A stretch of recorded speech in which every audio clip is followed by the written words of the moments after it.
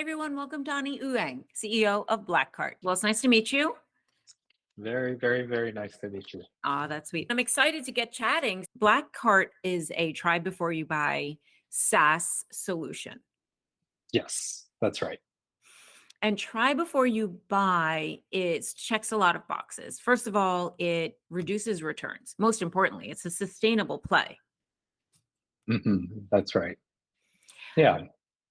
So, my first question for you is why doesn't everyone have this? It's such a great feature.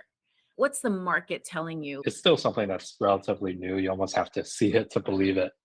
Right. So that's really the thing. What is the addressable market right now? It's getting more familiar. Like I was just on Amazon shopping for some gifts and I saw some try before you buy. I was like, oh, that's perfect. Now, one of the factors in e-com retail in general is time. Time is never on your side. Um, you're really racing against the clock every time you have access to that product. So whether it's put in stock on the floor or in your stock on your website, immediately, the game is to sell it. The longer it's Mhm. there, the kind of the worse it is for that product, for the margin, etc. Like, is this something that retailers can handle from an inventory standpoint? The product itself, it doesn't touch any of the inventory or the back end. The way Mhm. it integrates, we rely on the exact same e-commerce processes that currently exist. How does having that product leave and be tried on and then potentially come back factor into that? And there's probably an offset, which is, oh, we have more sales, more engagement because when you try it on, you're more likely to keep it, et cetera. But I'd love to hear that from you. The net AOV, the average order value after returns, is about 40 to 50% more than a non-try before you buy order. So you do kind of move it through kind of the system at an accelerated pace. Typically, the try period after delivery is 5 days.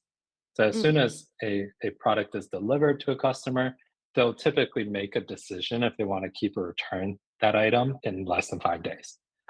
And we send that data back to merchants. So for some of these larger merchants, when they're doing their inventory planning on what else to order, what else to test, instead of waiting 30 or 45 days to get that data back, they'll know in 6 or 7 days on, okay, this product is really performing well.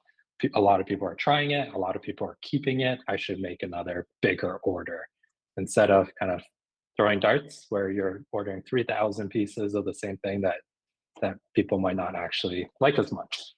Yeah. When you have clients that sign up for it, do they do it across the board, all products, or not really? Just certain products? Probably certain products, right? Most products. We Mm. like to think of it as kind of if you're going into Nordstrom and you can only try on take these jeans to the fitting room and not, I don't know, these shirts. It's kind of like a Mm, subpar experience true. where there'll always be products where you can't, like maybe underwear or gift cards and whatnot, that just does not make sense for try before you buy. But typically, it's across the entire set of SKUs. Right. That's a very generous offer for a retailer and brand to put out there. There's just so many e-commerce tools out there where everyone's saying, "Well, increase your conversion rate, or increase your average order value." Everyone's kind of there's so much noise. If you're a CEO of an e-commerce brand, you get a dozen of these emails. So we try to be more specific. It's like decrease X% of your cart abandonments by offering try before you buy instead of a discount. Like be more specific with the pain point. You are so right. Now, do you think that the messaging would be more impactful if it was the returns messaging, which is reduce your returns? Because you're trying this on, you're not bracket buying, like, 3 sizes, trying to pick the right one. Do you find that there's more traction when you mention it along those lines? What's performing really well for us right now is kind of tying into new customer acquisition. That's been Mhm. performing better, where it's like, as you know, everyone's Facebook ads is skyrocketing. It's really expensive to acquire new customers right now. Mhm. And for try before you buy, you save quite a bit. Like for every dollar of ad spend, you'll get a lot more customers and higher AOV because of that. We've heard a lot from merchants these days where it's just hard to stand out from the competition, especially now where a lot of competitors have overestimated how much product they can move. They might have just over ordered a bunch of inventory and now they're just trying to move inventory as quickly as possible and using kind of discounts and like all these promotions to we're to the point where it's just a race to the bottom, and that's not sustainable. That's not going to last forever. It's just bad for the industry, bad for everyone. There's a lot of mixed messages going on right now with Black Friday, Cyber Monday having such large sales volume, but the what's under the hood there, like what were the margins and did they move through enough inventory? And of course, inflation drove up the overall numbers because the pricing was higher. Do you have a feeling that certain verticals are more successful with try before you buy than others, or is it pretty democratic? Like, is jewelry better than bras? I mean, what are we talking about here? There's definitely different. So some verticals has higher conversion lift than AOV, and then some have the opposite, the reverse of that. But what we found is it's like pretty democratic. It's pretty spread out where there's bras, jewelry, makeup, consumables, electronics, as well as obviously apparel, which is still the majority of our merchants. About like 70% of our merchants are apparel. But in general, the patterns on what works best for try before you buy is moderate to higher price point.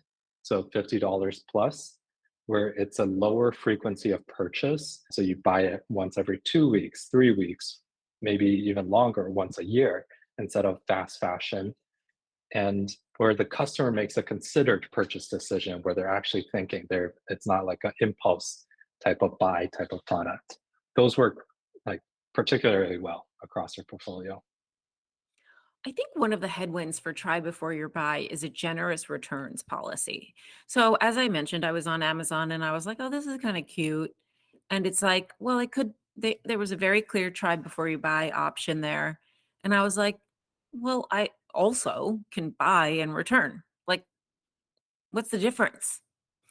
So, but we do see big changes going on. It's like a collective effort in the industry across the board to tighten return policies, actually, because of sustainability and problems with fast fashion and other things.